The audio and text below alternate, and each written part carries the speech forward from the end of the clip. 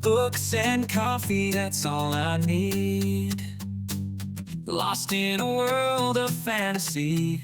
Hello, Tom. Thank you so much for being here, and welcome everyone to this wonderful author chat that we've got today.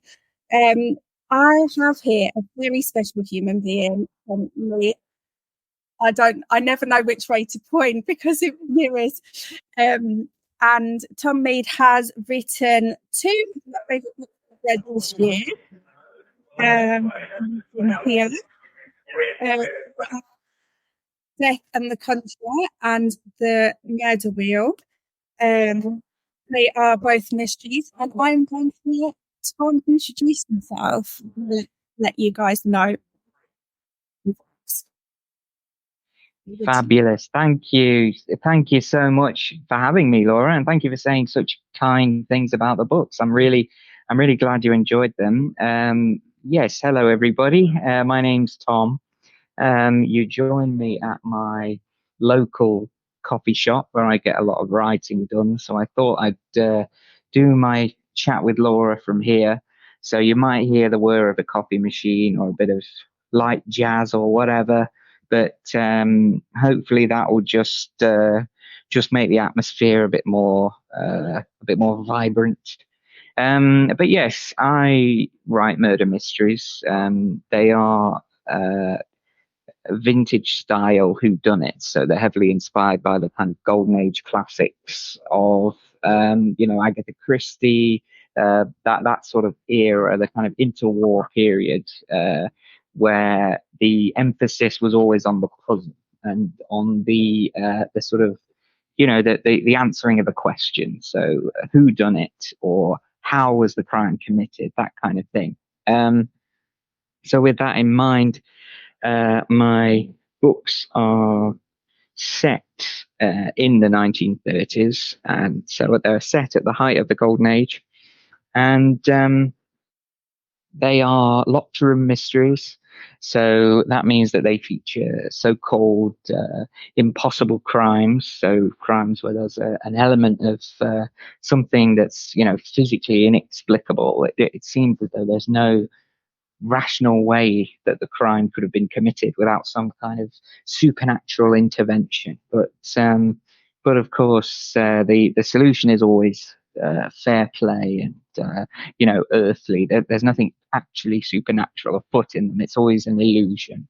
And they are set in the world of professional magic. My series detective character is a retired music hall illusionist called Joseph Spector. So it's great fun to kind of dabble in the worlds of theatre and illusion, and to kind of play up the theatricality in the books, and just have a bit of fun, really.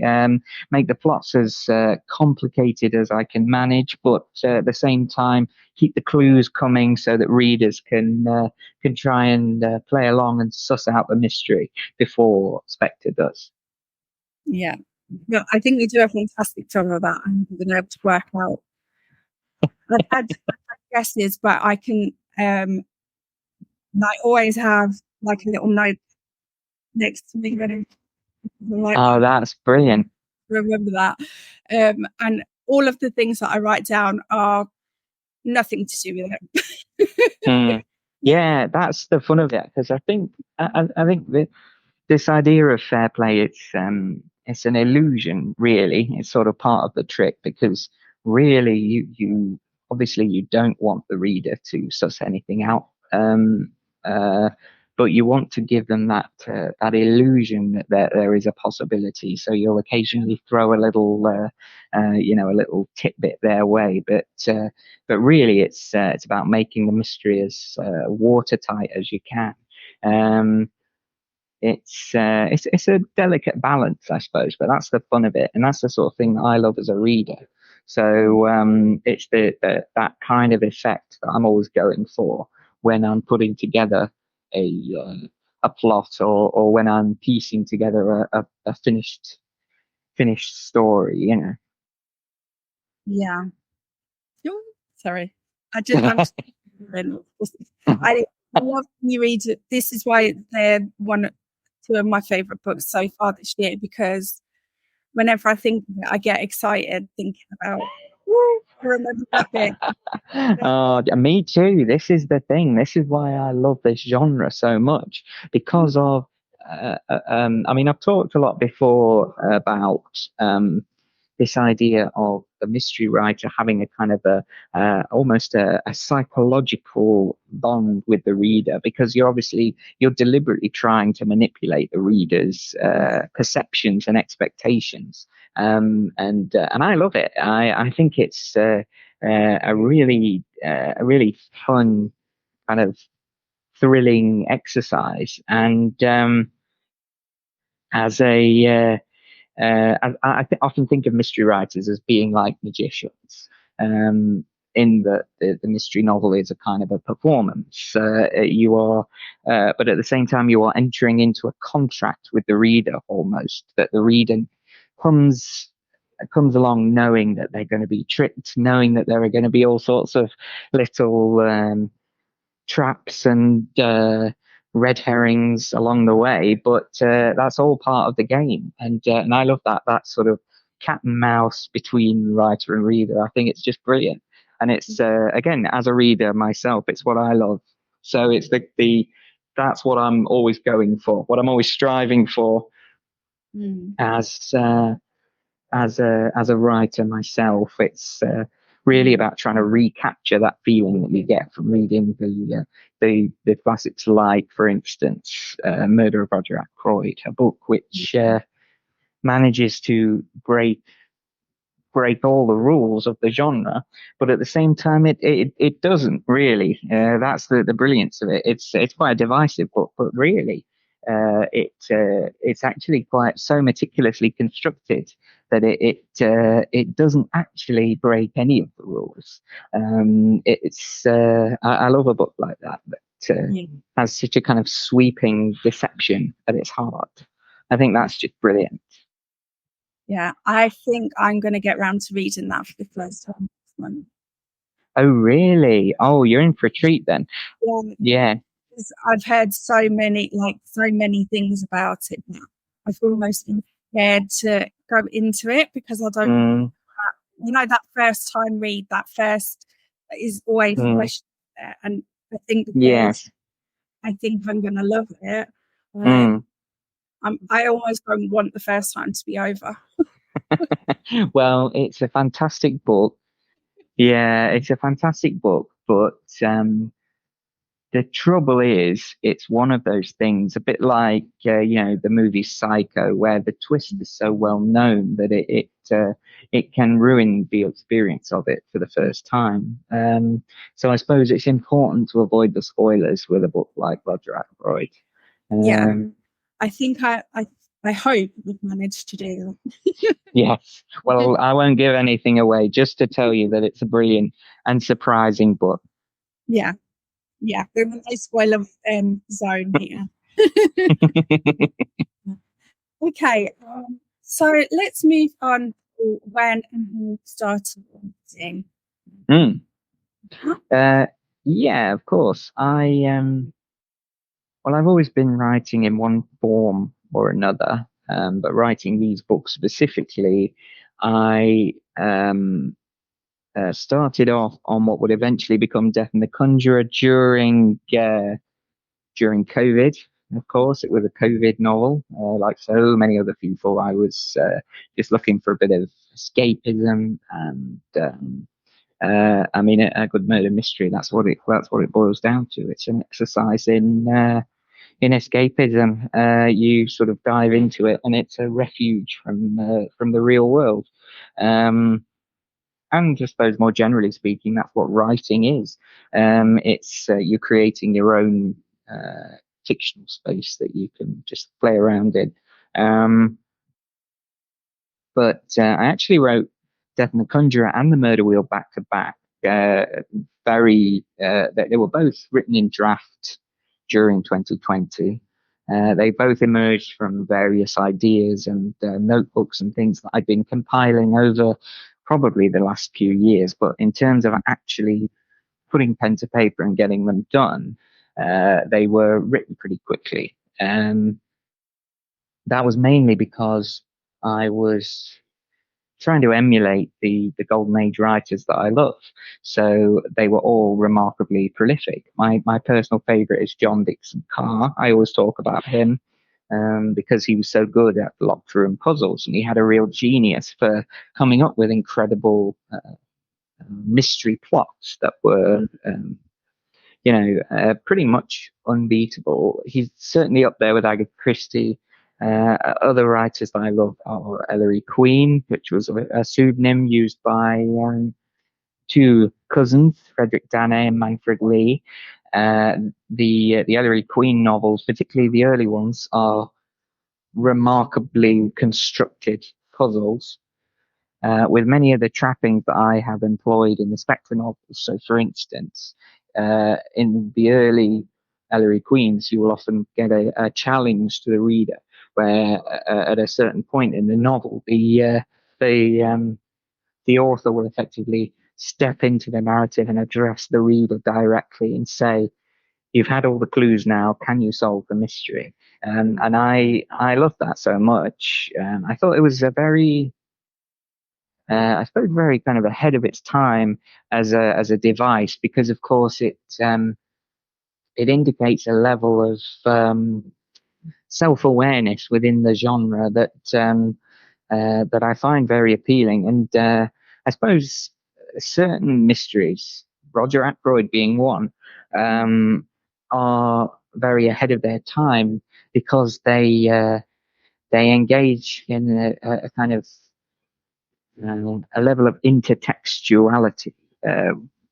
They expect that their readers have a knowledge and a reading within the genre, so they kind of play on your expectations in that way. So that's why I love Ellery Queen, and that's why I've used that particular challenge device. And they also use the clue finder at certain points. A clue finder is what I have at the end of my books, where you'll get a little footnotes during the denouement, just to point out where the clues were that you might have missed, just as a kind of uh, I suppose, just to prove to the reader that I have played fair and that they have been. Um, uh, Again, that comes from Ellery Queen. And another writer is that I should mention is Christiana Brand.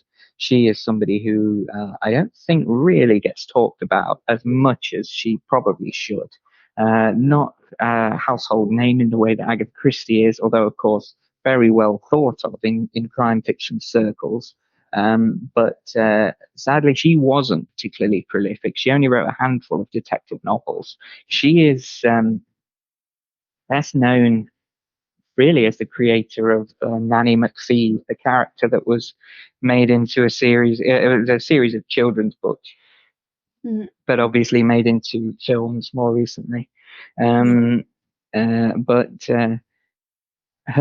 she was like Carr. She had an ingenious gift for misdirection, and she wrote a handful of mystery novels. Like I say, not many locked rooms, but the ones that she did were really, really stunning. Death of Jezebel is probably the best. But then Green for Danger, which is not a locked room, is a book which is a sort of perfect mystery, really, and quite an original one. It seems unique in that it's set during the Second World War at a field hospital in the English countryside. So it's about the um, uh, machinations among a group of doctors and nurses at this field hospital. So that's quite an unusual setting for a whodunit. And the fact that it was written and published at the height of the Second World War makes it a fascinating historical document as well. But as a purely as a mystery, it's perfect. Oh, Yeah.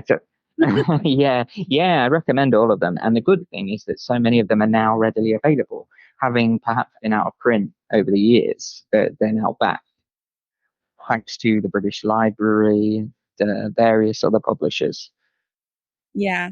Yeah, that I have noticed that actually, that a lot of the art stuff is coming back and being reprinted, which is fantastic thing. Yeah, yeah. So yes. So where do you get your inspiration from for your writing, and what makes a great story to you? Hmm. That is a good question. Because inspiration is a very it's something that, to me, it's not an exact science. You never really know where an idea is going to come from. But I do make an effort to try and seek out potential potential germs of ideas by reading a lot of non-fiction books about stage magic. I mean, I've mentioned how I liken mystery writing to stage illusions because the principle of misdirecting an audience is essentially the same. And so I will read a lot of books about, so, Victorian magicians or illusionists, and I will often try and get the hang of the principle underlying the trick and work out how I can apply it to a mystery. So it's about seeing the effects that these magicians create and trying to work out how you can pursue something similar, but in a murder mystery format. So that's always a fun exercise. That's always been quite useful and productive in the past. Um, I mean, I do read a lot of crime fiction, and it's mainly golden age interwar crime fiction, but I tend to be, as long as there's a mystery at the heart of it, I will usually find it appealing in some capacity. I mean, at the moment, I'm reading Fred Vargas, not golden age at all, but um, surprisingly golden age in spirit, you might say, because these are police procedurals. They're set in Paris, and they're quite they can be quite uh, gruesome and brutal, as can Golden Age novels, really. There's nothing particularly cozy about Golden Age mystery, but Fred Vargas, she has um, a wonderful knack for atmosphere, for a sense of gothic and the weird and the slightly heightened and surreal. So she's not afraid to bring in, black magic rituals or werewolves or phantoms, this kind of thing. And if they're central to the mystery, they will always be rationally explained. So that's my bread and butter. I love that. I love that atmosphere of something gothic, but then a rational explanation. But at the same time, she's not afraid to leave the odd unanswered question and a certain air of ambiguity, as long as it doesn't detract from the rigors of the plot. Then I think that's great. I think that's fantastic, and I'm trying to do something similar in the book that I'm working on at the moment, where it's a mystery, but at the same time, there's just a hint that there may actually be something slightly supernatural afoot. That's something that John Dixon Carr did in his book, The Burning Court. He I don't know how he pulled it off. Really, it's an amazing achievement. What he does is he gives you a a perfectly rational explanation for all the strange and bizarre happenings. But then, as a final little twist, he gives you a hint that there may actually be something more uncanny afoot. And I love that. I think that bit of ambiguity is great, as long as it gives you that intellectual satisfaction as well. I think I think that's perfect. And that's something that Fred Vargas does brilliantly. Mm. Mm. That's Marcus. Mm. Yes. Fred Vargas, female author with the name Fred, I believe, is short for Frederic, and so um, often referred to as male by mistake, but Fred is indeed female. Lovely. love that. I've managed to get quite a few good recommendations from you so far as well. So not only are you providing books that I enjoy reading, but you're providing recommendations too.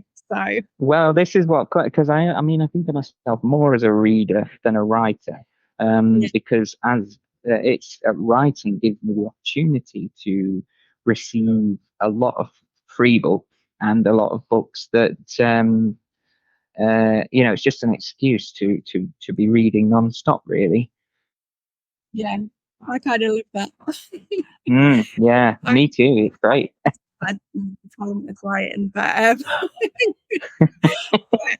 I'm too like I would never make a good police police person.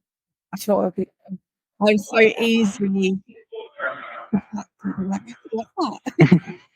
that. Well, I think I'm the same. I am very inquisitive, which I think is good. I think that's the Yeah, root of why I'm so interested in, magic tricks and how they're done and that sort of thing. But at the same time, I am very, uh, I, I'm bad at solving mysteries, so I love to play along, but I'm never going to crack the case. yeah, When I'm in the position of the audience. So I think, uh, yeah, when I'm trying to construct a puzzle, I'm always trying to sort of outsmart myself, and it's pretty easy to do. But again, that's the fun of it. That's yeah. that's the appeal of it. Fun time. So, okay. Who of your characters would you invite? Mm, I mean, it's a great question, but it's the answer's going to be a fairly obvious one, I'm afraid. I would have to have my main detective character, Joseph Spector, because he is a magician and I love magicians. I'm not a magician myself, but I'm fascinated by them.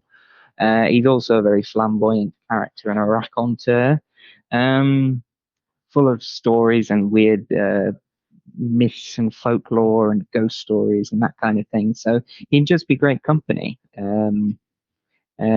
He's um, he's a bit flamboyant. He's got an air for the gothic. He kind of flaps around on a big cloak and what have you. But I think to me that makes him more appealing. He's kind of a relic of the classic Victorian era of stage illusion. Yeah, yeah. I get a very strong when I read this character. I have a strong mental of him. So obviously that, and so far how Yeah, I described him is how I imagine him. So that clearly that's working. yeah. That's. I mean, because I have a very clear visual picture. I mean, I'm often people ask me about it a lot, which is fair enough because Mm, he is the kind of center point of the series. But he is. I think of him as kind of a Hammer horror creation, as a kind of cocktail of Peter Cushing and Christopher Lee, and a hint of Vincent Price for the flamboyance. And to me, that's him really. mm, I often say that he's got the kind of stature and presence of Christopher Lee, a very sort of tall, um, sort of looming presence, but then mm. with the soft spokenness and the pale blue eyes of Peter Cushing, but at the same time that hint of theatricality that comes from the Vincent Price. So there you go. That's my image of him, and that's why I have him as my choice. Yeah, I think I would if I was asking myself that question. I think I would too. Although I'm forgetting her name now. The daughter.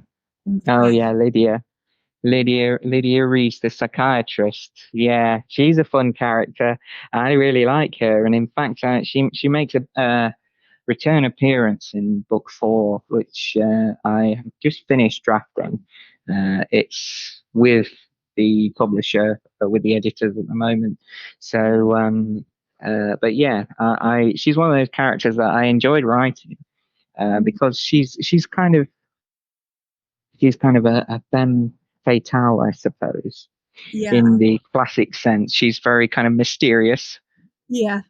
She's quite hard to sort of pin down because she's got this feckless boyfriend who's so hopeless and useless, and yet she's this very enigmatic enigmatic figure. I mean, she's loosely inspired by Anna Freud, very loosely, purely because her father, who is the murder victim in Death and the Conjurer, is loosely based on Sigmund Freud, and it's inspired by when he came to live in London in the late 30s. So I had this idea of giving him this adult daughter who was also a psychiatrist. So that was where the comparison to Anna Freud ended. But I thought it would be interesting to make her a bit more. I mean, I liken her to Louise Brooks as a kind of a silent film starlet. She's got this sort of mystique about her. And yeah, it's funny. People do like her as a character. And so I thought, yeah, I'll bring her back in number 4. Um, so yeah, keep your eyes peeled for that one. Well, I will. Okay, so finally, what can readers expect from you next? What favorite books? But let's focus on what we've got coming next. Yes. Well, book 3 in the Joseph Spector series, Cabaret Macabre, is coming out very soon, actually. I don't know when this video will be going up, but it comes out on August the 1st, 2024 in the UK. In America, it comes out slightly sooner. It comes out July 16th. And there's still time to pre-order. If you pre-order, you can get a free short story called The Invisible Alibi. So that's worth doing if you're interested in the books. Instructions for how to do that can be found on my author website. In the description below. Lovely, yes, and so really at the moment, I mentioned that I finished book 4. That won't be out until next summer 2025. So now I'm just working on something completely different, but just as a little passion project of mine. I've certainly no intention of leaving the Joseph Spector mystery series, but now that I've got book 4 more or less under my belt, I'm trying a few other different things. But for the moment, my main thing is promoting book 3. You can get it everywhere. It's published by Head of Zeus, which is now part of Bloomsbury, and it's already had some very nice reviews and write-ups from the early editions. Have you had a copy yet, Laura? No. Oh, right. Okay. The publisher can probably sort one out for you. Yeah, yeah. Just a little aside there, but yeah, send me an email about that. Yeah, we'll sort that out for you. But yeah, so that should be a good one. It's set it's slightly differently to the first 2 books. It's more of a country house mystery, so it's set outside of London, in a snowbound country estate. And it's also I thought I'd be a little bit experimental with this one, because it's actually a loose retelling of the Jacobean drama, The Revenger's Tragedy, which is something that I've not done before. But I thought what I'll do is, because I often notice the references in Golden Age mysteries to classical drama and to Shakespeare, of course. Agatha Christie famously mentions Shakespeare a lot and uses him in her titles, Sad Cypress, Taken at the Flood, etc. And John Webster, Duchess of Malfi appears in Sleep and Murder. So there are all kinds of references to Jacobean tragedy throughout the Yeah. Golden Age. Agatha Christie's not the only one. So I thought, well, I'm moving away from the theatre in this one because it's set at this more rural setting. But to keep a sense of the theatrical, I thought I'll try and I'll see if it will work if I extrapolate the plot of this 400-year-old drama and see if I can turn it into a whodunit.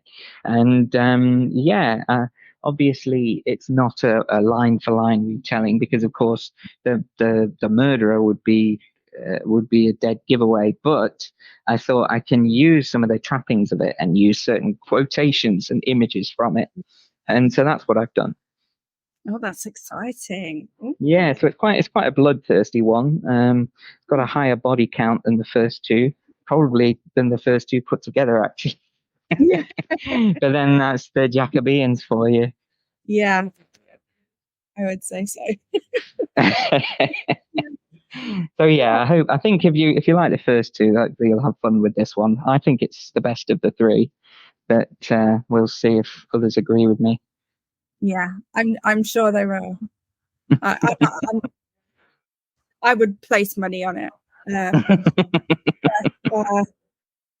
Yeah, it's probably a good job I've got no money. I shouldn't be allowed to bet. Yeah, so thank you so much for making time for that everything. Your website, links to everything like that will be in the description box below. No,